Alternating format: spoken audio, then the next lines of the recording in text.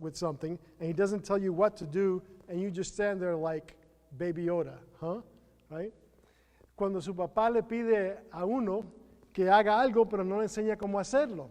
Y ahí está Baby Yoda confundido.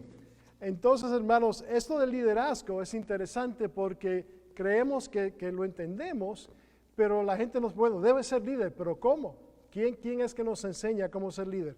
People tell you, well, you should be a leader like so-and-so or so-and-so. Well, how do you do that, right?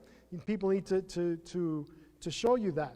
And as the saying goes, more is caught than taught. We learn more about it by watching people than listening to people talk about leadership. El hecho es, hermanos, que aprendemos más por ver los ejemplos de liderazgo que solamente leer libros y lecturas sobre estas cosas, ¿no? Vamos a ver unos ejemplos de algunos líderes, a ver si ustedes los reconocen. I'm going to show you pictures of different leaders, and if you know who it is, just yell it out. This is informal. I know we're in church, but it's okay. Si reconoce este líder, puede gritar, ese fulanito de tal. Vamos a ver. ¿Quién sabe quién es esta persona? Who? Presidente Biden, ¿ok? A ver, ¿y este? Messi. ¿Y esta? ¿Quién? Anybody? Greta Thunberg, muy bien. Ella es activista de Holanda sobre esto del clima y eso. She's a climate activist from Holland, okay? A ver quién más. I know you know, don't be shy. Okay, se llama Dua Lipa. Ella es una cantante inglesa. Deja ver, ¿quién más? ¿Quién sabe quién es este? Los abuelos y los niños deben saber. Ryan, ¿verdad? Este niño es un filipino y él gana como $7 millones al año solamente jugando con juguetes y sus padres lo graban y él da sus recomendaciones y gana como $7 millones al año. Así es que ustedes que tienen nietos tienen buen negocio, okay? So this is Ryan, and my granddaughters who are like 9 and 7, they will listen to all of his recommendations on toys and video games because Ryan is the man. Ryan gets paid like $7 million a year to do this because his parents, follow him around with a video camera everywhere he goes. Y estas, who's this? J-Lo and Shakira, thank you, okay? And who's this? ¿Quién es este? LeBron James, okay? Y este? Obrador, muy bien. And this? The Rock, okay. And this? The greatest social influencer of our time, okay? Deja ver, ¿quién más? Este, who's this?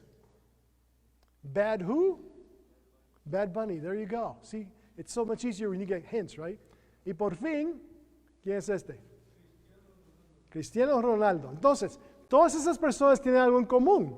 No son líderes en el sentido que ellos influencian lo que nosotros pensamos, lo que queremos ser tal vez como jóvenes, cuando somos jóvenes, ¿no?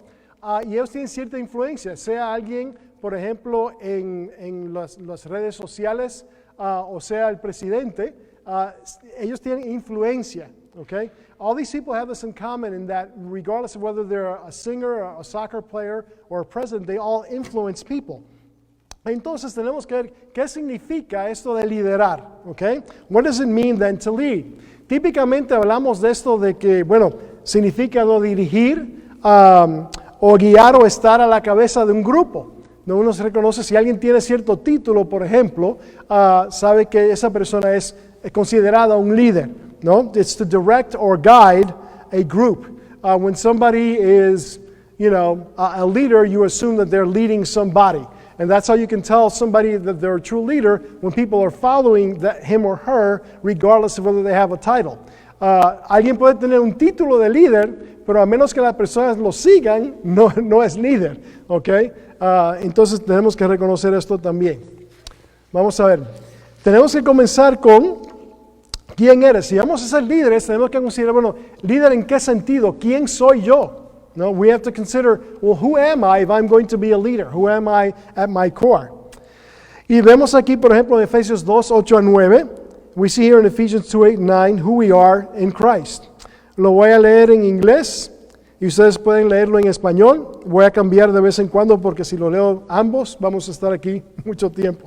I'm going to read this in English. It says, for by grace you have been saved through faith, and that not of yourselves, it is the gift of God, not as a result of works that no one may boast. For we are God's workmanship created in Christ Jesus for good works, which God prepared beforehand that we should walk in them. So this is who we are. This is our identity. Cuando usted piensa en su identidad, ¿cómo se identifica usted? ¿Como nicaragüense o mexicano? When you think of your identity, do you think of yourself primarily as, well, I'm Mexican American or Nicaraguan or American? ¿O se identifica usted primeramente como conciudadano con los santos del cielo? Como dice la Biblia, do you identify primarily then as a co-citizen of heaven with the saints? That, as Christians, that is our primary identity. Como cristianos, esta es nuestra identidad. Esta es nuestra identidad. El resto no sí vale por algo, pero no vale más que eso. Tenemos que identificarnos de tal manera. Y como cristianos, as Christians, then we are called to be ambassadors for Christ. Nosotros como cristianos somos llamados a ser embajadores en nombre de Cristo. Así lo dice 2 Corintios 5:20. I'm going to read 2 Corinthians 5:20 in Spanish. Así que somos embajadores en nombre de Cristo, y como Dios los exhorta por medio nuestro, les rogamos en nombre de Cristo, reconcíliense con Dios.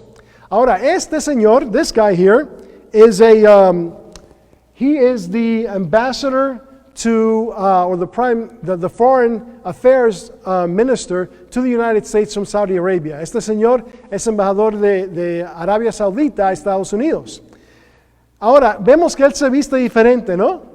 We see that he's dressed differently. Nosotros no esperamos que él va a comer la misma comida, va a tener el mismo idioma, va a tener la misma cultura que nosotros, porque él es embajador de un país que no es el nuestro. We realize when we see he's dressed differently, we don't expect him to talk the same, to eat the same food, to like the same things culturally, because he's from somewhere else.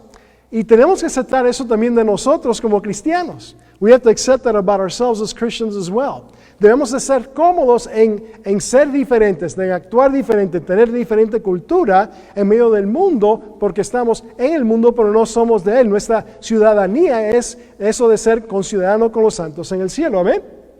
Así debe de ser. Entonces, us as Christians, we need to get used to the fact that, we're going to dress differently than the world sometimes. We're going to act differently. We're going to have a different culture. We're going to like different things. And so we need to get used to that as an ambassador for Christ. Okay?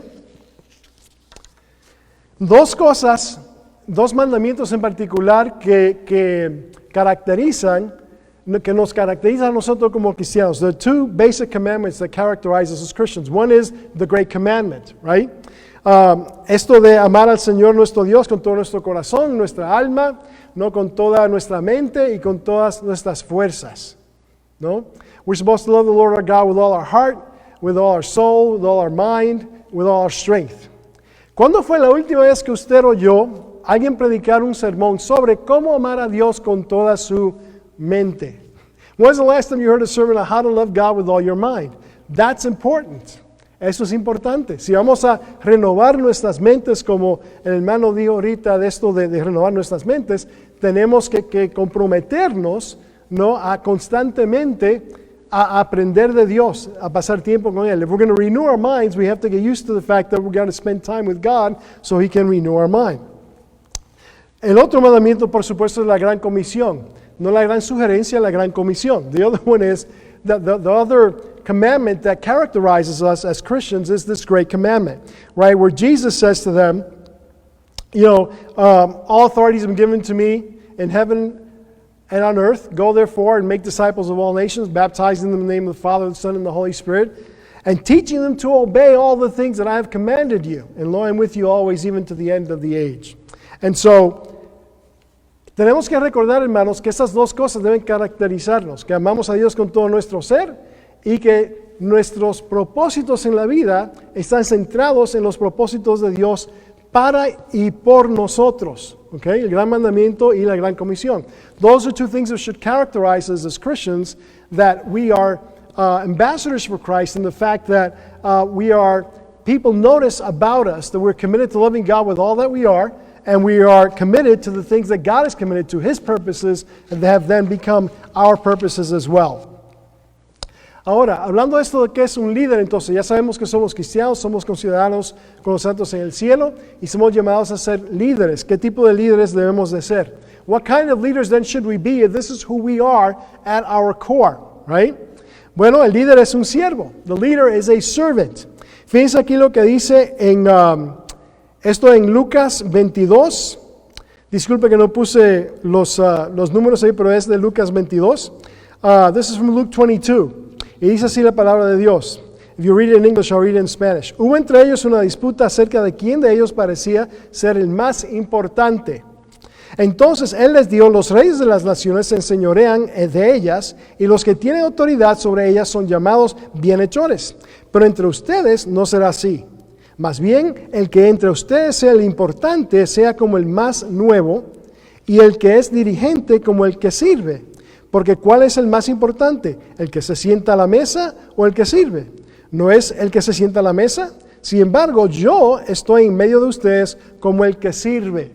So we see here that Jesus was among them as one who served. Yet he was a leader. He was God himself. And he humbled himself to do things like wash the disciples' feet and touch lepers and that sort of thing. Vemos aquí que Jesucristo, siendo Dios, aún Dios, se humilló al punto que él aún lavaba los pies de los apóstoles y hasta abrazaba a gente que tenían lepra. Entonces debemos de reconocer esto, y si debemos seguir el ejemplo de Cristo, ¿qué de nosotros? So if we're supposed to follow Jesus' example, what of us? Right? Is there anything too low for me to do if Jesus could wash people's feet when they had all kind of nasty stuff on it? ¿Hay algo tan bajo que yo no lo puedo hacer ya comparado con Cristo, quien lavó el lodo, ¿no?, de los pies de los discípulos? Por supuesto que no. Y Él nos da ese ejemplo, entonces, el liderazgo, ¿no?, que es un líder, alguien que sirve. Y servimos en diferentes maneras. We serve in different ways, ¿no? Entonces, todos somos llamados a liderar. We are all called to lead. Somos embajadores en nombre de Cristo, utilizando los dones del Espíritu Santo en la escuela, no en el trabajo, como padres y madres, como sea, pero todos de una manera u otra somos llamados a ser líderes. We're all called to be leaders, whether and being ambassadors for Christ, using the gifts of the Holy Spirit, whether it's at work or school or as parents. Inevitably, you will be parents, right? You may not grasp that yet, but you will. And you'll be called to lead. And so it's important that we understand what that means from a biblical perspective. Es importante entonces que entendamos lo que eso significa de un punto de vista bíblico. Entonces, desde ese punto de vista, ¿cómo es que lideramos? How then do we lead from this point of view?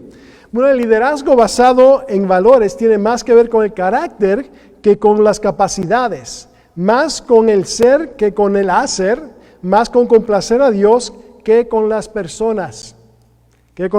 So values-driven leadership is more about character than capabilities.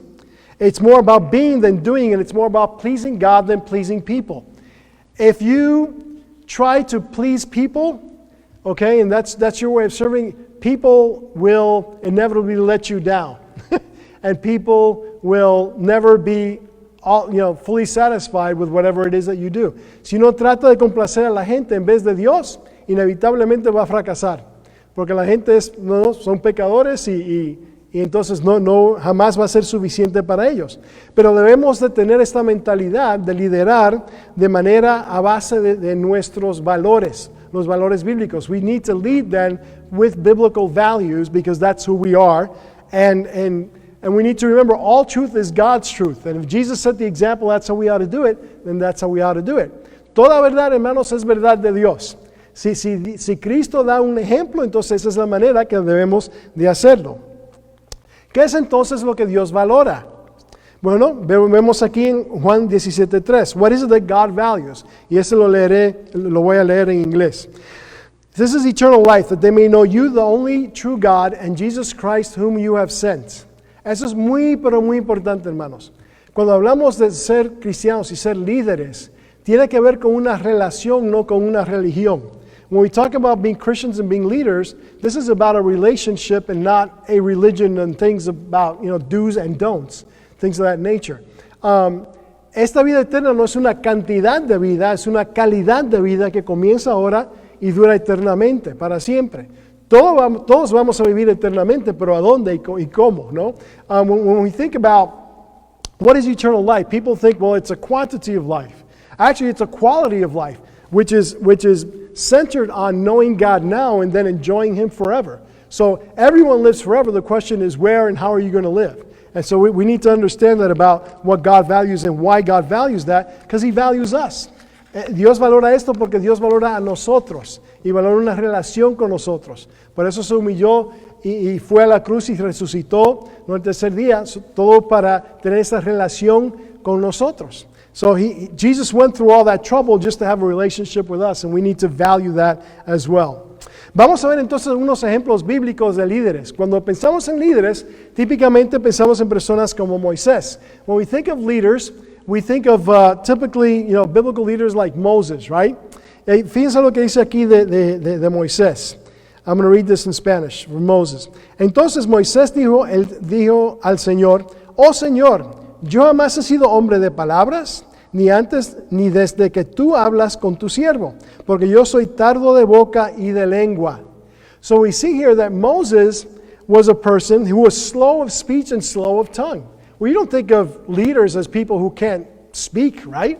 Nosotros no pensamos en personas que son líderes, que son, como dice aquí, tardo de boca y de lengua, pero Dios lo escogió como quiere y probó a su hermano Aarón para que hablara por él, aún delante del faraón. No? So God, knowing Moses' weaknesses, because He made Moses, He then made He made an allowance for that by bringing Aaron along to speak on behalf of Moses, even before Pharaoh. Vamos a ver Pablo, ¿no? Let's look at Paul. Eso lo voy a leer en inglés. For they say his letters are weighty and strong, but his personal presence is unimpressive and his speech is contemptible. That means horrible, right? Things you can't stand it.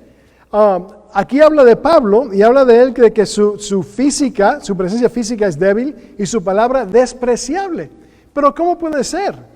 Este señor escribió la mayor parte del Nuevo Testamento. How can that be? This guy wrote the majority of the New Testament. Yet this is who he was. ¿No? Por eso es que la Biblia dice que Dios escoge las cosas que no son, ¿no? Para avergonzar las cosas que son.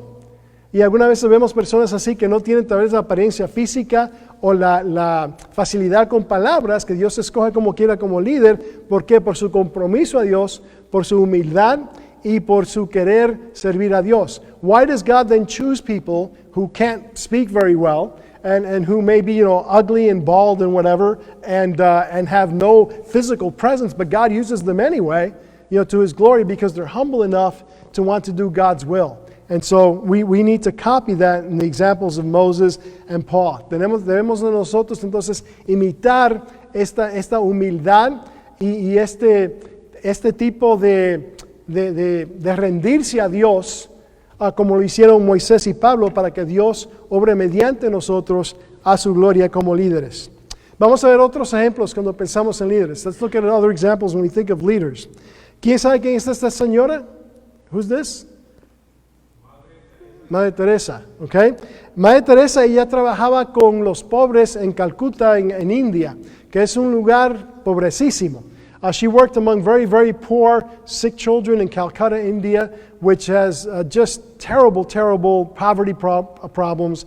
And children would die every day from diseases, and they were starving and this sort of thing. Entonces, un senador que fue a visitarla y le preguntó a ella, pero usted no se desanima viendo que usted no está logrando éxito aquí. Por tanto que usted obra como quiera, no, miles y miles y miles se mueren como quiera de pobreza y de varias enfermedades. The senator came to her one day and said, well, aren't you, discouraged, because after all, you're doing all this work, yet thousands upon thousands of children die every day from disease and from poverty. Y fíjense cómo ella le contestó.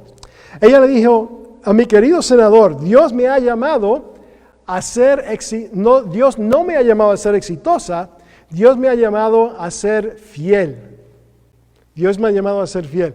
She told the senator, my dear senator, God did not call me to be successful. God called me to be faithful. God called me to be faithful. Y eso tiene mucho que ver, hermanos, con si vamos a un lograr ser fructíferos o no, cuál es nuestra mentalidad. ¿Quiero yo ser exitoso para Dios? Porque el éxito tiene que ver conmigo, ¿no? Pero si soy fiel a Dios, entonces Dios me va a hacer fructífero a su gloria y Él recibirá la gloria. Y esa debe ser nuestra mentalidad como líderes. If I say to myself, well, I want to be successful, right, in my job or in ministry or whatever it is, then that's sort of me-centered, isn't it? Because if I'm successful, people notice I'm successful. But if I want to be fruitful, if I want to be fruitful to the point where I want to allow God to work through me to His glory, then God gets the credit, and that's what God wants to do, and that's what He calls us to be as leaders. Humble people who trust in Him to work through us. Me gusta la ilustración también del muchacho y las estrellas del mar. I like this story of the boy and the starfish. Aparentemente había un niño en la playa. There was a boy on the beach, and the beach is just covered with starfish. Y la playa estaba llena, pero llena así de estrellas de mar. Y el niño estaba tomando las estrellas y estaba tirando así en el mar, en la mar, ¿no? The boy was picking up the starfish, he was throwing them into the ocean. Y un hombre pasó, this man walked by y le dijo al niño, pero ¿por qué haces eso? No, si mira, hay tantas y no hace ninguna diferencia. So the man said, look, there's all these starfish, you're really not making a difference. Y respondió el niño, bueno, yo estoy haciendo una diferencia para esta. Y tiró otra. He said, well, I'm making a difference to this one. And he threw it back in the ocean. Y así es, hermanos, tenemos que enfocarnos en esa persona. When we think about being leaders, we have to think of that one person that we're serving. And we should think this way and trust God for the results. Y debemos de pensar de esta manera y dar gracias a Dios aún de antemano por los resultados, a que a Él sea la gloria. Vamos a ver otro ejemplo bíblico en la historia de David. David personifica, si se puede decir así, carácter y competencia. David personifies character and competence. Dice así Salmo 78-72. This is what Psalm 78-72 says.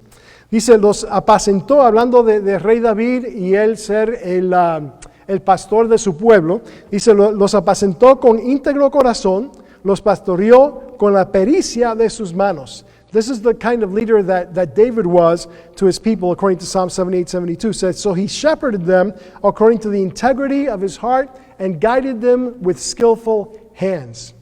So vemos aquí, hermanos, que tanto el carácter como la competencia es importante y honra a Dios. We see here that both character and competence, both of those things honor God. Entonces es importante que reconozcamos esto. Sí somos cristianos y somos embajadores de Cristo. Yes, we're Christians and we're ambassadors for Christ. Eso no quiere decir que si usted es ingeniero va a ser mal ingeniero porque no le importa tanto, usted solamente quiere ser fiel a Cristo. So this doesn't mean, for instance, if you're going to be an engineer, you can be a terrible engineer, but still honor God because you're just going to be a good ambassador for Christ. No, tenemos que tener las dos cosas. Debemos ser buenos cristianos, tener buen testimonio. Y si es ingeniero, aprender más y más y más. Siempre estar aprendiendo de cómo ser mejor ingeniero, ¿no? Y cómo servir a la gente. So that's important. Vamos a continuar con este tema de carácter y competencia. Fíjense que lo que dice Gálatas 6:8. This is what Galatians 6:8 says. Lo voy a leer en inglés, ustedes lo pueden leer en español. It says, for the one who sows to his own flesh will from the flesh reap corruption, but the one who sows to the Spirit will from the Spirit reap eternal life. Hermanos, es muy importante que reconozcamos, nosotros solamente cosechamos lo que sembramos y lo cosechamos en otra temporada y cosechamos más que lo que sembramos. Así que cuidado con sembrar a la carne, porque va a ser un desastre. Okay? This is really important, especially for young people. When you talk about you reap what you sow, it's true, right? We do reap what we sow. But you know what? We reap in a different season than what we sow, and we reap more than what we sowed. And so if you're sowing to the flesh, you're going to reap corruption. You're going to reap a messed up life. If you sow to the Spirit, then you're going to reap good things. right? You're going to reap eternal life. You're going to reap that joy of walking with God, no matter what you're doing, no matter what you're called to do. Entonces, eso es muy importante en cuanto tanto nuestro carácter y nuestra competencia cuando caminamos con Dios y somos líderes para ser líderes fieles que son fructíferos. Vamos a continuar con este tema de cómo desarrollar nuestro carácter, the development of your character. Okay, because you want to follow someone you know is authentic. Usted quiere seguir a alguien que es auténtico, ¿no? Si su pastor dice algo el domingo y se comporta de otra manera el lunes, usted no va a confiar en él, ¿no? If your pastor tells you this is right on Sunday, but he does the opposite thing on Monday, you're going to think, why am I listening to this guy, right? So, fíjense de esto, hay una progresión en cuanto al desarrollo de nuestro carácter que debemos de considerar. There's a certain progression to the development of our character that we need to consider. Y va algo así. Se siembra un pensamiento y cosecharás una acción. Sow a thought and reap an action. Siembra una acción y cosecharás un hábito. Sow an action and reap a habit. Siembra un hábito y cosecharás un estilo de vida. Sow a habit and reap a lifestyle. Siembra un estilo de vida y cosecharás un destino. Sow a lifestyle and you'll reap a destiny. Mi pregunta para usted en esta noche es esta. My question for you tonight is this. Según su estilo de vida, ¿cuál es su destino? Según su estilo de vida, ¿cuál es su destino? According to your lifestyle tonight, what do you think your destiny is? 5, 10, 15, 50 years from now. Think about that. Pray about that. Ask God to help you with that. Fíjense también lo que dice la Biblia en cuanto los líderes y cómo debemos de caminar nosotros con Dios para ser íntegros. How should we walk with God if we're going to be real, if we're going to be authentic in life?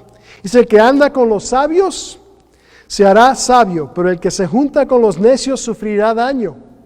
Por eso es que sus padres se preocupan por ustedes, que no anden con necios, porque no quieren que ustedes sufran daño. That's why parents are concerned about their children not hanging out with people who are not walking with God, because they don't want you to be hurt. They don't want you to suffer harm. And the Bible promises that if you sow to your flesh and if you hang out with fools, you're going to suffer harm. And they don't want you to do that. And God doesn't want you to do that. Dios no quiere que los jóvenes sufran daño por andar con personas necias. Aún los adultos también no deben andar, por supuesto, con personas necias. No, that even adults should not go around with people who are foolish, according to the Bible. Mi mejor amigo y mi otro amigo son mis mejores amigos, porque cuando yo estoy con ellos me siento más cerca de Dios. Me animan en el Señor. Aun cuando fallan y lo admiten, pero me animan, su integridad, su caminar con Dios. My two best friends are people that when I'm with them, we have a great time, man. We laugh, we play, you wouldn't know. You say, what are those guys laughing about all the time? But the thing is, when I'm with them, man, they sharpen me. You know, they call me out on stuff, and they make me want to desire to walk more closely with God. And that's the kind of people we should hang out with. Yes, enjoy them, enjoy life, have a good time. You know, but make sure you're with people who make you want to walk closer to God and be a better person. Right? Eso es muy, muy importante. Para concluir esto del carácter y competencia que es tan importante, vamos a reconocer ciertas cosas. When we talk about character and competence, let's look at a couple of things. Tanto el carácter como la competencia honran a Dios. Character and competence both honor God. El liderazgo basado en valores tiene más que ver otra vez con el carácter que con las capacidades, más con el ser, con el hacer, más con complacer a Dios que complacer a las personas. Values-driven leadership, like I said before, is more about character than capabilities, and more about being than doing, more about pleasing God than pleasing people. Okay? Y es importante otra vez, no importa cuál sea su rol, no en su trabajo, en su casa, lo que sea, regardless of what your role is, either at home or at school or on your job, you must always have the attitude that I'm going to honor God, love God with all my mind. Siempre tenemos que tener la actitud que yo voy a honrar a Dios con toda mi mente. No, si soy piloto, entonces debo estudiar cómo ser mejor piloto. Okay? If I'm a pilot, I need to learn how to be a better pilot all the time. No, ya por ejemplo el hermano Ana Luis y yo terminamos nuestros doctorados, entonces ya por supuesto nosotros jamás tenemos que estudiar, amén.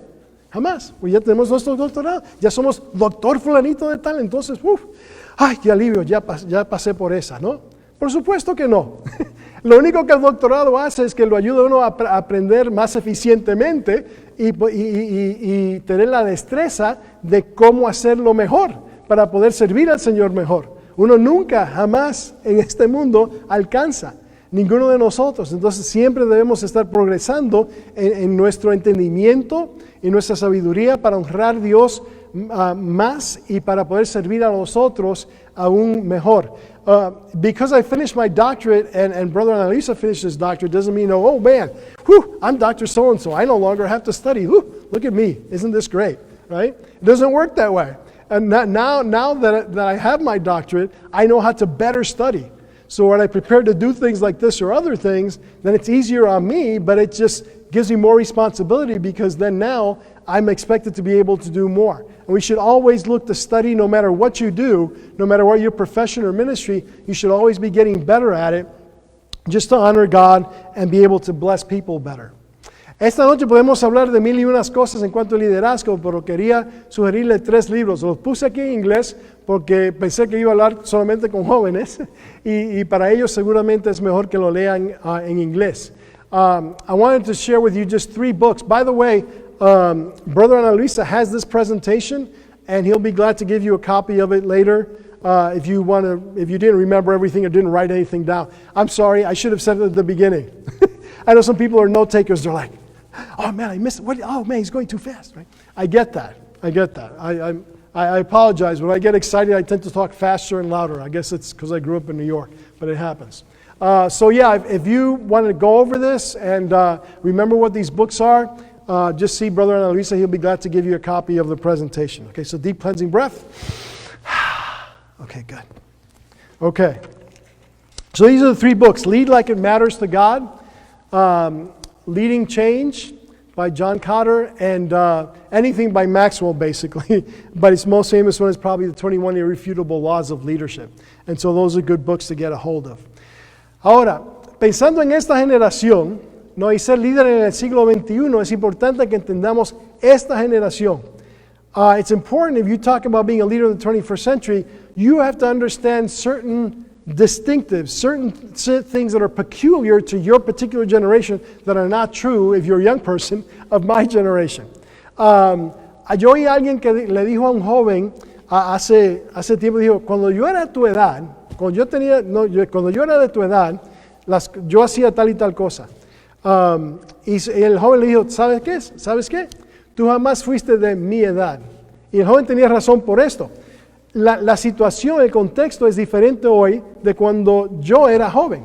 Okay, yo tengo 61 años. Yo no le puedo decir a mi hijo que tiene 31 años, cuando yo era de tu edad, no.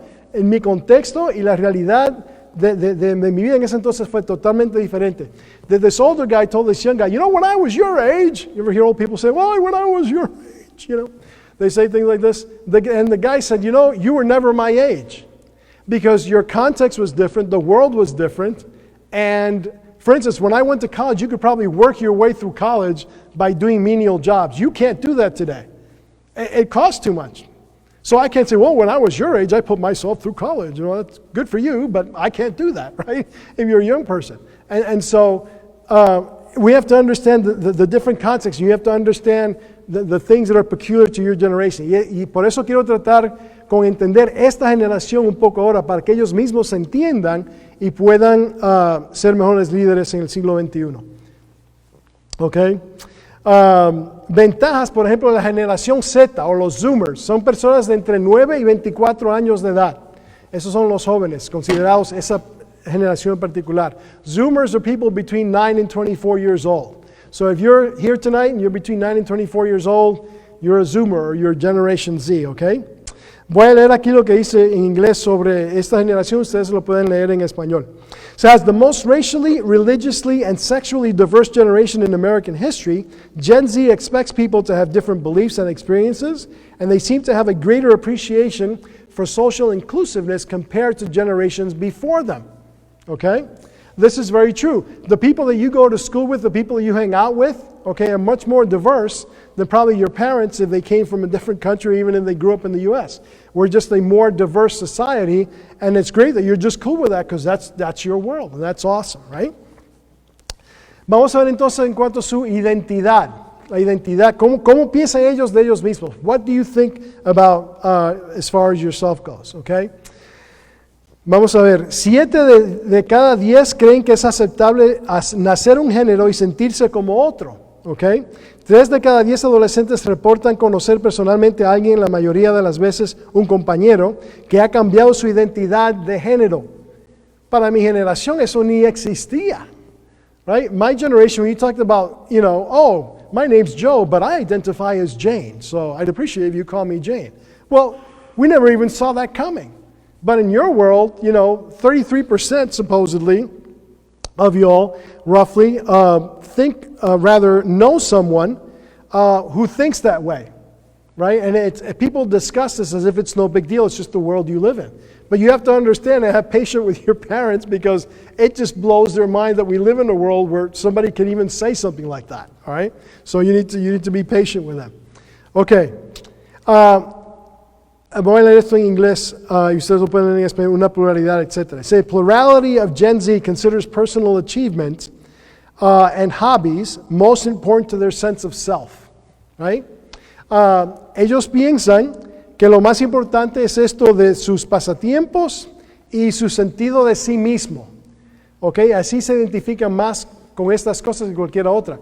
Bueno, para nuestra generación no, yo soy hijo de mis padres y mi identificación es con mi Dios, pero mi familia es todo, ¿no? No es así con esta generación. Your generation does not identify as closely with your families. Now you do probably a lot more maybe than your Anglo or African American friends because you're Hispanic and it's just a tighter knit situation. I get that. But trust me, not as much as your parents did. Okay? So that sort of tells you something about how you see yourself and how you identify. ¿Qué más de esta generación? Bueno, en cuanto a esta generación, solamente el 34% dice que el mentir es malo. ¿No? Es decir, entonces 66%, 2 en cada 3 piensan, el mentir no es malo. Only about 1 out of 3 of you think that lying is, or your friends, okay, think that lying is a bad thing. If you're a Christian, obviously you're not going to think that way. But you need to understand how your non-Christian friends think, right? Okay. 79% dice que la marihuana fuera legal. Si la marihuana fuera legal, los cristianos deberían usarla recreativamente. 8 out of 10 of you, of your peers, think that if marijuana is legal, hey, go for it. Not a problem. Why is that a problem? Well, when the Bible talks about do not get drunk with wine, but be filled with the Spirit, it includes whatever it is that you can put in your body that will control you instead of the Holy Spirit. It's that principle. So you need to understand, because God wants you to enjoy Him, and He wants to enjoy you as you go through life. And if you let something else control you, you can't enjoy Him, He can't enjoy you. Si nosotros permitimos que otra cosa nos controle, sea alcohol, drogas o lo que sea, nos impacte, entonces Dios no puede disfrutar de nosotros y nosotros de Dios. Por eso dice que no se embriaguen con el vino, ¿no? O cualquier otra cosa que lo va a controlar. Y debemos entender esto. ¿Ok? Deja ver. Only 29% say that abortion is wrong. Solamente 29% dice que el aborto, ¿ok?, es malo. Entonces, eso es un problema. ¿Ok? Porque estas cosas debemos de entenderlas por qué son como son. Esto quiere decir que la mayoría no entiende lo que la Biblia dice sobre lo que es vida humana, que es de Dios. This tells you then that the majority of your friends do not understand that life is a precious thing and that we are knit in our mother's wombs by God, as Psalm 149 says. Okay? Un poquito más sobre su identidad. Solamente el 38% dice que el matrimonio debe ser de un compromiso de por vida entre un hombre y una mujer. Only about 4 out of 10 of your friends think that marriage is something that's a commitment for life between a man and a woman. They're totally okay doing it, man and a woman, man and 3 women and a guy, a man and a man. I mean, if there is no biblical principle, okay, there is no objective principle, then you can marry your cat or your dog or your goldfish, right? Si no hay principio objetivo de qué es lo que constituye un matrimonio, entonces un hombre se puede casar con 3 mujeres con un hombre con su gato, un hombre con otro hombre. No hay entonces una norma objetiva. Y ya que votamos la Biblia, entonces cualquier cosa se puede hacer. Once you throw the Bible out, then anything goes, right? There is no objective truth.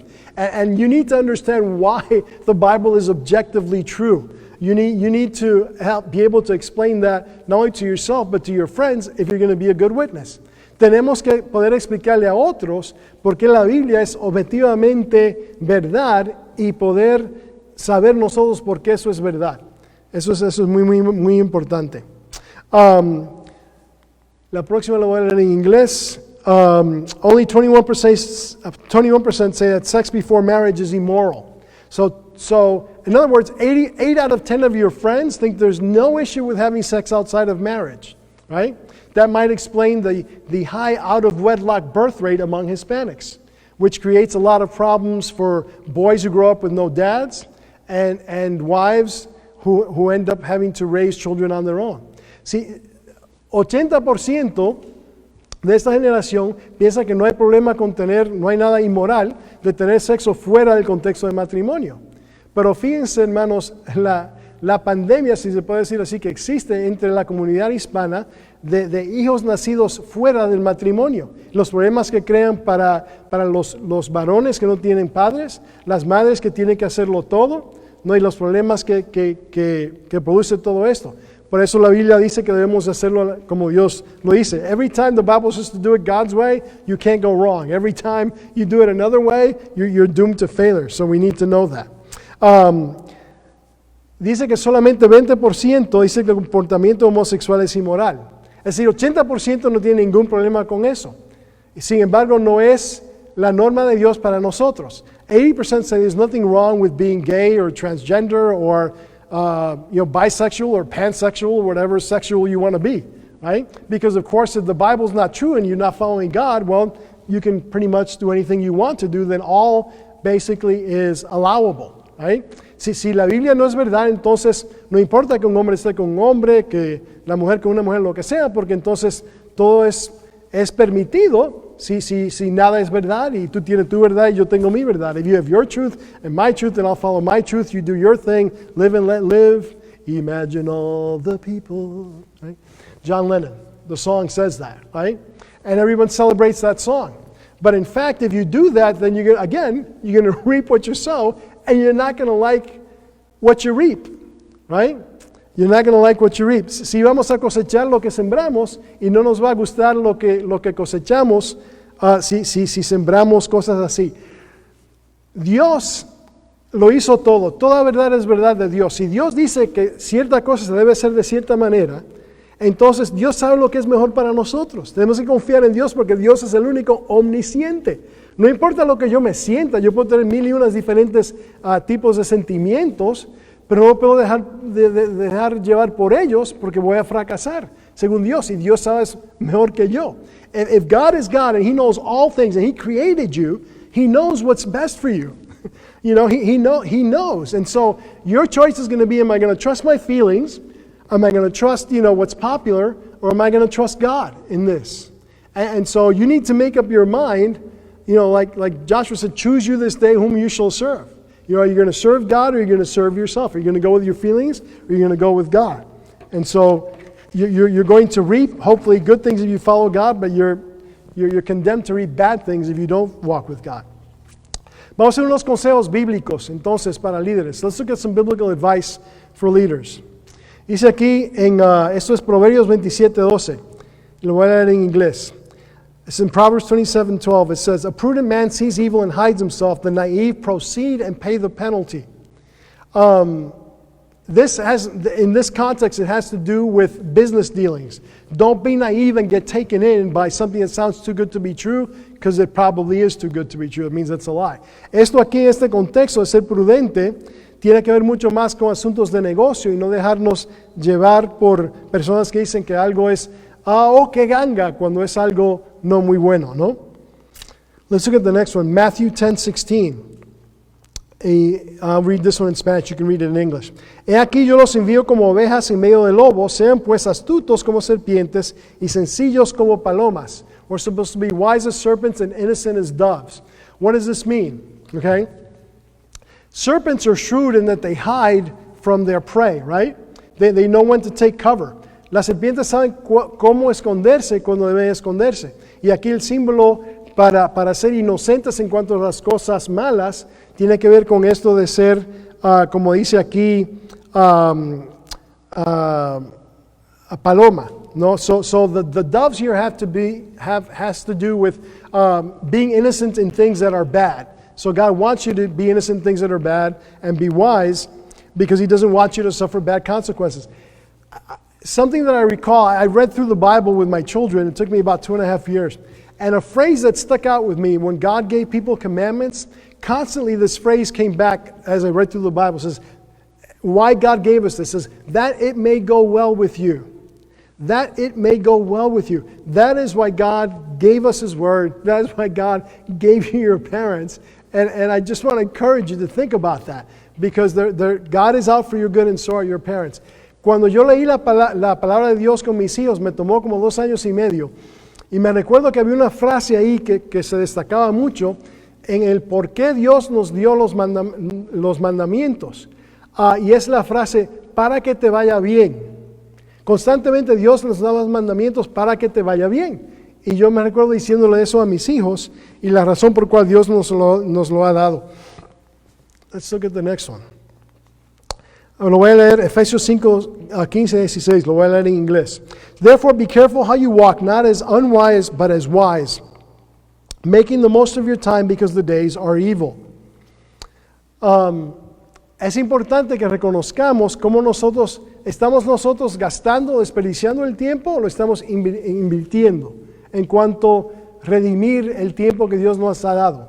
O nos pasamos el día entero viendo novelas o oyendo música. ¿Qué estamos haciendo con nuestro día? You know, it's important that we redeem the times because the days are evil in the sense that they're short and there's a lot of evil in the world. All you've got to do is, hear the news or, just look around you and you'll realize that. So we're supposed to make the best of our time. And that requires a certain intentionality. That doesn't happen by accident. You need to decide that that's what you're going to do. Vamos a ver más consejos bíblicos para líderes. More biblical advice for leaders. It says, wait a minute. I think I did that one twice. Okay. Lo hice 2 veces, entonces voy a seguir adelante. Okay. ¿Cuántos de ustedes han oído del gran reinicio? How many of you have heard of the Great Reset? Okay. Okay, esto es algo muy importante. Sabemos, algunos de ustedes tal vez que han estudiado un poco de la venida de Cristo y los últimos tiempos, sabemos que vamos a vivir en un mundo que va a tener un gobierno, ¿no? Que todo va a ser centralizado y el anticristo va a estar encargado del mundo y va a ser muy difícil para cristianos que vivan en esos tiempos porque no van a poder comprar cosas y viajar, etcétera, porque todo va a estar controlado por el mundo político, económico del anticristo. Okay? In the end times, the Bible talks about how we're going to be ruled by one world government, and the Antichrist is going to be in charge of it, and you won't be able to buy things unless you have a mark on your forehead or on your wrist, and so forth. And some people think that's a chip or something the size of a rice, who knows? At least today we've got the technology to do it. But the point is that the world is moving towards a one world government. El gran reinicio tiene mucho que ver con esto y no comenzó, pero COVID es una buena excusa que han usado para comenzar a movernos a ese punto. Now COVID is something that certain leaders are using to move us to that point. Okay, and you need to know about this. I encourage you to go and check this out online. Just look up the Great Reset. Okay, and you'll be able to get a bunch of information. Le voy a contar un poco de esto del gran reinicio. Okay, y esto es lo que dijo Klaus Schwab. Okay, se llama él. The guy's name is Klaus Schwab. Por supuesto, no hay problema con un alemán tratando de controlar el mundo, ¿no? Por supuesto que sí, nos recordamos de Hitler, ¿no? Remember the last time a German person tried to control the world was Hitler, right, in World War II. And so, esto es lo que él dice, y lo voy a leer en inglés. This is what he says. He says, the pandemic represents a rare but narrow window of opportunity to reflect, to reimagine, and reset our world. Reset our world. This guy is a founder and chairman of something called the World Economic Forum. Este tipo, Klaus Schwab, es el fundador y presidente ejecutivo del Foro Económico Mundial. ¿Ve? No es el Foro Económico Suizo o alemán o chino, no, es mundial. No, this is the World Economic Forum, not the US, not the China, not the Vietnamese World Forum. Entonces, ¿cuáles son sus tres componentes principales? What are the three main components? What are they looking to do? Y eso es importante porque, hermanos, si vamos a ser líderes, tenemos que reconocer estas cosas. Estas cosas van a impactar nuestras vidas cotidianas. These things are going to impact your everyday lives. If you don't see this coming, right? Remember the verse said, the wise man foresees the evil and hides himself, the foolish persist and pay the penalty. These are things we need to understand, and we need to keep up with what's going on in the world. Esas son cosas que tenemos que entender lo que está ocurriendo en el mundo para poder responder como embajadores de Cristo y líderes. If you don't know these things, then you won't be able to respond as a leader, and you're going to have issues because you're not going to know what's coming. So that's important. So what are the three main components? ¿Cuáles son los tres componentes mayores? Lo voy a leer en inglés, otra vez ustedes lo pueden leer en español. The first would steer the market toward fairer outcomes. To this end, governments should improve coordination, for example, in tax, regulatory, and fiscal policy, upgrade trade agreements, and create the conditions for a stakeholder economy. What does this mean? ¿Qué quiere decir esto que dice aquí?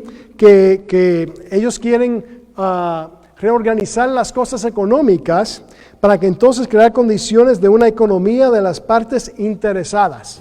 ¿Okay? Siempre ha sido el sueño del hombre poder, desde Babel, ¿no? Controlarse a sí mismo, controlar su destino, ser uno y decir nosotros no necesitamos a Dios. Right? Since Babel, it has been mankind's dream to govern himself in such a way where God has nothing to do with him. We can just handle this on our own. And this business about a stakeholder economy has to do with, well, not just the rich 1% of people have to say about the economy, but we all do. Because we all deserve to do that, and that way we'll be fair and equitable. Entonces, ¿qué quiere decir? Que no solamente el 1% de las personas que están en la bolsa de valores y cosas así van a controlar las cosas, sino que todos podemos tener un sentido de tener un interés en la economía. Y cada vez que el hombre ha tratado esto, ha fallado fatalmente. Every time man has tried this, he has failed miserably. Cada vez, sea el comunismo, socialismo, ha fallado, donde quiera que sea tratado. If you just study history, you'll see every time someone has tried socialism or communism, it has failed miserably, where supposedly everyone has a say-so. It never ends up being that way, right? In Russia, you had Lenin driving around in a Rolls Royce while people were starving. Okay? En Rusia, cuando Lenin estaba en control y supuestamente era el gran estado del paraíso comunista, él estaba en un carro bien lujoso y la gente muriéndose de hambre. Jamás es así, jamás. So you need to understand history and see that coming. ¿Y cómo entonces vamos a ser embajadores de Cristo en ese contexto? How are we going to be then ambassadors for Christ in that context? Okay? We need to see that. El segundo componente, the second component, I'll let you read this in English, I'll read it in Spanish. El segundo componente de la agenda del gran reinicio garantizaría que las inversiones promuevan objetivos comunes como la igualdad y la sostenibilidad. Todos queremos la igualdad y sostenibilidad, por supuesto. This talks about here that they want to guarantee things like shared goals and things like equality and sustainability. Who's against equality or sustainability here? Nobody, right? We all want that. We all want to be treated fairly, right?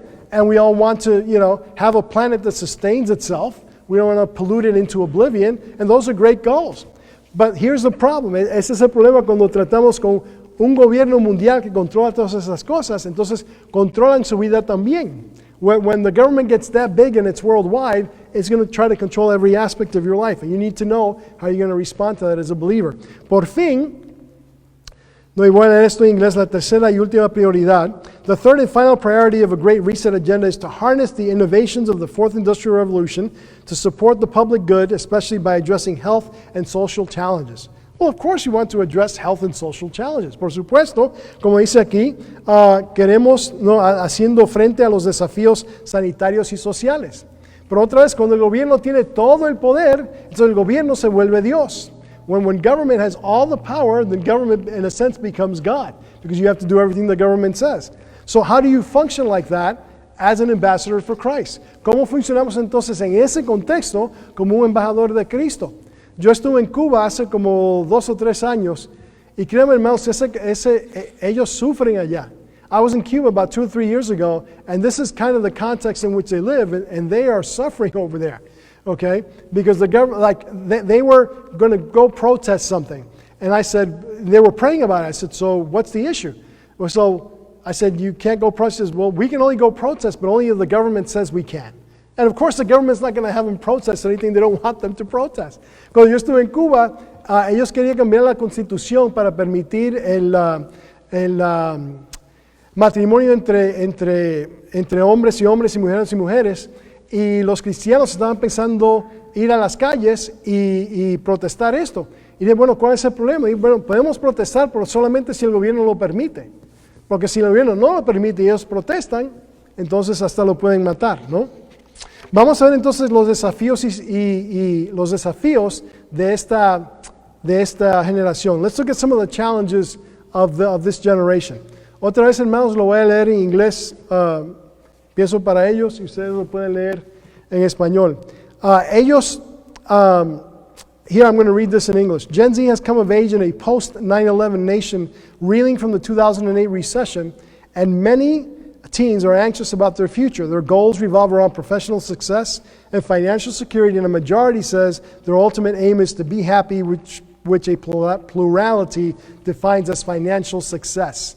La mayoría de los jóvenes piensan que para ser feliz solamente tengo que tener suficiente dinero y poder jugar mis juegos de video y tener tiempo para mi pasatiempo y seré feliz. No tiene nada que ver con Dios. So this has nothing to do with God, obviously. If all you need is time to play video games and have enough money to do it, you can do that. You don't need God if that's how you define happiness. So we need to rethink how we define happiness. Las redes sociales, okay? Más de mitad de ellos pasan un promedio de 4 horas al día en las redes sociales. Okay? More than half use screen media 4 hours or more a day. If you check your iPhone, right, or you check your Android, whatever, you'll see that you spend on there an average of about 4 hours a day. Now, you spend time on there because you're on social media, Instagramming your friends and blah, blah, blah. Older people don't do it for that reason. They use it like basically to communicate maybe some things, and I know older people are more into Facebook than younger people, I get that. But they'll use it for productivity purposes, not necessarily to engage socially. La gente ya más mayor usa las redes sociales más para trabajar o cosas así, y conectarse tal vez en Facebook, pero los jóvenes no, siempre, ahí es que ellos reciben toda su información casi. No, that's just where you get most of your information. How many of you, for instance, watch evening news? Okay, see? When I don't want to make myself sound older than dirt, but when I was a kid, right, the only way you got any news was either you picked up a newspaper or you watched one of 3 networks or 4 networks at night at a certain time. That's the only time you can get news.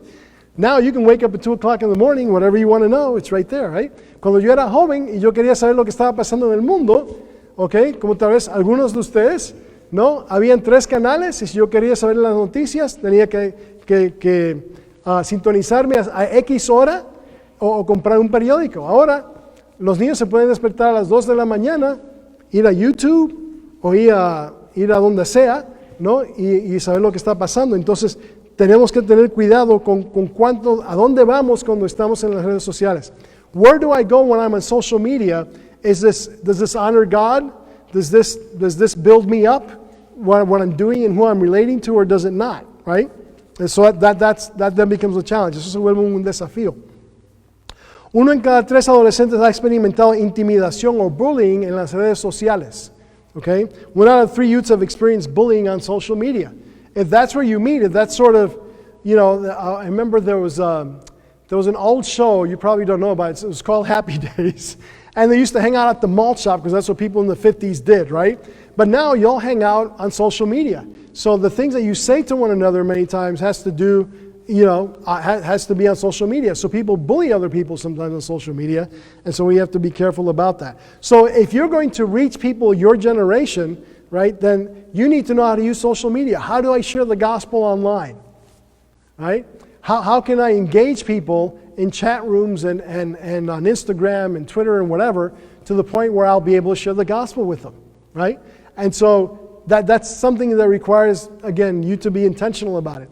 Si vamos a alcanzar esta generación y ellos pasan 4 horas al día en las redes sociales, vamos a tener que saber cómo utilizarla de tal manera que podemos entonces enfrentarnos con el Evangelio. ¿Cómo puedo yo entonces compartir el Evangelio en línea? ¿Okay? Si ellos están ahí todo ese tiempo y si nos cuesta tener que aprender otra vez algo nuevo y siempre aprender cómo utilizar esto, primero Facebook, entonces Twitter, entonces Instagram, ya me basta, me voy a quedar en ¿no? Pero si ellos están ahí, tenemos que aprender de eso, si no, no podemos conectarnos con ellos. ¿Okay? Ahora, ¿qué de los cristianos que son de esta generación? What about Christians who are your age, right? Well, the good news is, la buena noticia es que los adolescentes que van a la iglesia perciben que su iglesia es tolerante, personalmente relevante y un lugar donde pueden ser auténticamente ellos. Gloria a Dios. Right? Church-going teens perceive their church to be tolerant, personally relevant, and a place where they can be authentically themselves. And I hope you all feel that way here in your church. Right? So I hope you all feel that way. Ahora, muchos perciben que la iglesia es anticiencia, sobreprotectora, llena de hipócritas y lugar inseguro para expresar dudas. Tenemos que cambiar esto. Estos son cristianos, no los incrédulos. Yet many perceive church to be anti-science, overprotective, filled with hypocrites, and unsafe place to express doubts. Right? You should be able to express whatever doubts you have, right? About God, the Bible, whatever, so that you can talk through these things, because we need to remember the apostles in Acts chapter 1, just before Jesus returns to heaven, they're praying with Jesus, right? They just spent 40 days with him. And yet it says, as they were praying, the Bible says, yet some of them doubted. They are praying with the resurrected Christ, and they're doubting. So cut yourself some slack, right? If you've got questions, speak up. Ask your pastor, ask your Sunday school teacher, bark up whatever tree you need to bark up. But here's the thing. People have been thinking through these issues for over 2,000 years, so there's probably something written about it. There's probably a blog post or a vlog or a book you can go to, okay, either online or whatever, that will probably answer your question, okay? So I would recommend apologetics websites like Reasonable Faith and things like this. And it's important that you know of websites like that, like Cross-Examined with Frank Turek, okay, where you can go and get some answers to your questions, why the Bible is true, why God exists, and things like this, because those are essential things, and you have to settle that in your heart. So think of those two websites, Cross-Examined and Reasonable Faith are really good websites. And also, I'm trying to think of this, because there's some really good ones. Anything with, I can't remember his name, but do talk to me about this later, because you all need to get some websites you can go to, seriously. Le estaba compartiendo con ellos unos sitios web donde ellos pueden ir para tratar con sus dudas. Los hombres les van a dudar, bueno, ¿por qué es la Biblia verdad opuesto al libro de Mormón o el Corán, lo que sea? Y debemos de darle el permiso y hacerlos cómodos a hacer ese tipo de pregunta. Ahora, si vamos a ser cómodos en responderles a ellos, tenemos que educarnos. Cuando su amigo en la escuela le dice, ¿por qué bueno, yo creo que el Corán es la palabra de Dios, pero el Corán me lo dice. Y le pregunta a su hijo o su hija, bueno, ¿por qué tú piensas que la Biblia es la palabra de Dios? Porque la Biblia lo dice, y me lo dijo mi papá, o me lo dijo mi pastor. No, tenemos que saber por qué, ¿no? Históricamente, ¿cómo fue que se compuso la Biblia opuesto al Corán? ¿Por qué podemos confiar en uno y no en el otro? Porque uno es verdad y el otro no es verdad.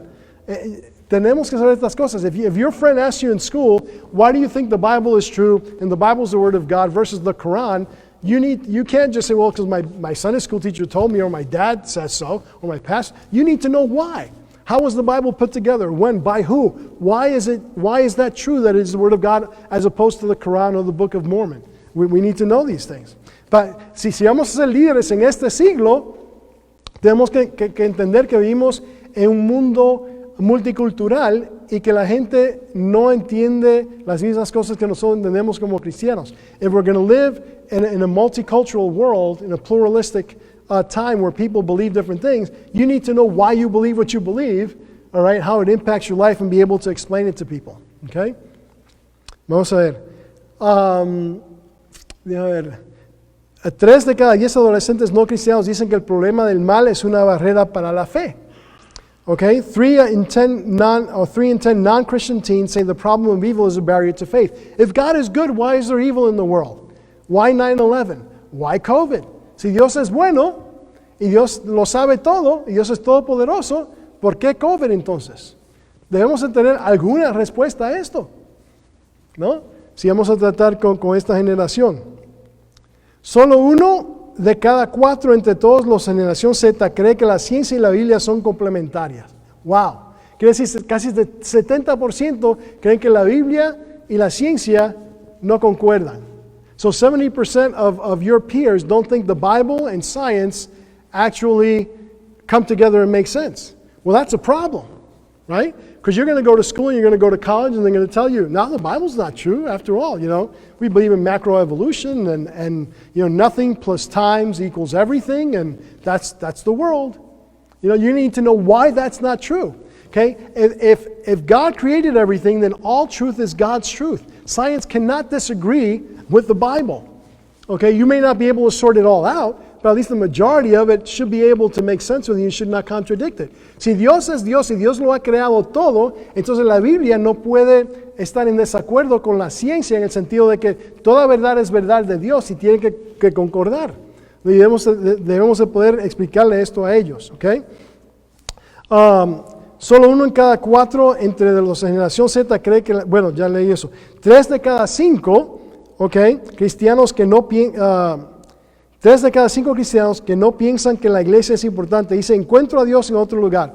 3 out of 5 Christians who don't think the church is important think, well, you know, I find God in another place.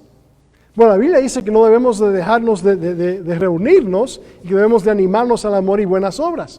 The Bible says we should not forsake the assembling together of one another and encourage one another unto love and good works. You can't do that if you're by yourself, you know, communing with nature. You know, you need to commune with God and with other Christians. Now, during COVID, you may have had to do that on Zoom or on Skype or something else, okay? But the point is, you should be getting together with other Christians. That's important. You can't say, well, I love God, but I hate His family. And I want nothing to do with them, okay? Because you're a part of God's family. No podemos decir, bueno, yo amo a Dios, pero odio a su familia. Y no quiero nada que ver con la iglesia. Yo voy a ir delante de la naturaleza y adorar a Dios por mí mismo. No, eso no es bíblico. Lo necesitamos para animarnos al amor y a las buenas obras, okay? Por fin la promesa de Dios. Quiero dejarlos con esto en cuanto a la promesa de Dios. I want to leave you with this with regard to God's promise. Si pensamos ser líderes en el siglo XXI, if we think about being a leader in the 21st century, tenemos que pensar quién somos, el ejemplo de Cristo, y que nosotros somos llamados a ser fieles, no necesariamente exitosos. If we're going to be leaders in the 21st century, we have to remember who we are in Christ, okay? Values-based leadership, as Jesus has set the example, and the fact that God has called us to be faithful, and in our faithfulness, God may give us success, but it will be to His glory, and we need to always give Him that glory. Vamos a concluir entonces con esto en Juan 15, 7 a 8 y 10 a 11. We're going to conclude with John 15, 7 through 8 and 10 through 11. And so I'm going to read this in English, lo voy a leer en inglés, y ustedes pueden leerlo en español. It says, if you abide in me and my words abide in you, ask whatever you wish and it will be done for you. My Father is glorified by this, that you bear much fruit and so prove to be my disciples. Then he goes on to break it down even further. He says, if you keep my commandments, you will abide in my love. That's what it means to abide in Him, to keep His commandments, right? Just as I have kept my Father's commandments and I abide in His love. These things I have spoken to you. Now get this. Don't miss this. If you don't hear anything else I say tonight, please understand this. He gives the reason as to why He wants us to be obedient. He says, these things I have spoken to you so that my joy may be in you and that your joy may be full. That's why God gives you commandments, that your joy may be full and you might enjoy Him. the more you become like Him, the more He gets to enjoy you, the more you get to enjoy Him, the more blessed you're going to be. Aquí dice, y enfaticé esto con los jóvenes, estas cosas dice aquí, les he hablado al fin del versículo 11, para que mi gozo esté en ustedes y su gozo sea completo. Cuando obedecemos a Dios, seamos niños, seamos adolescentes, seamos adultos, su gozo está en nosotros y nuestro gozo es completo. Por eso Dios nos ama tanto que nos ha dado sus mandamientos, ¿no? Entonces tenemos que recordar esto cuando pensamos en este asunto de ser líderes, ¿no? En el siglo XXI y ser de buen ejemplo. Primeramente, tenemos que pasar tiempo delante de Dios y con Dios. When you think about being a leader, it's more important that you spend time before God than you spend time before people. Your time before God needs to come before your time before people. Tenemos que pasar tiempo con Dios antes de pasar tiempo delante de la gente, y tenemos que confiar que Dios nos ha dado sus mandamientos, nos ha dado sus propósitos, nos ha dado la habilidad de ser líderes y ser buen ejemplo y liderar a su gloria, para que así demos mucho fruto y nuestro fruto permanezca a su gloria. So when we think of Jesus and why God has given us the privilege of leading and setting an example, it's because, first of all, He wants us to be right with Him so we can enjoy Him, right? And our joy may be full. And when we think about being a leader in the 21st century, a lot of it is going to have to do with your time before God and your commitment to walking with Him in spite of your feelings or in spite of what other people say, right? Because you know why you believe what you believe, and you want to trust God to work in and through you to make you fruitful as you're faithful to His glory. Amen? Okay, we'll leave it there. Amén. Gracias, hermanos. Señor los bendiga.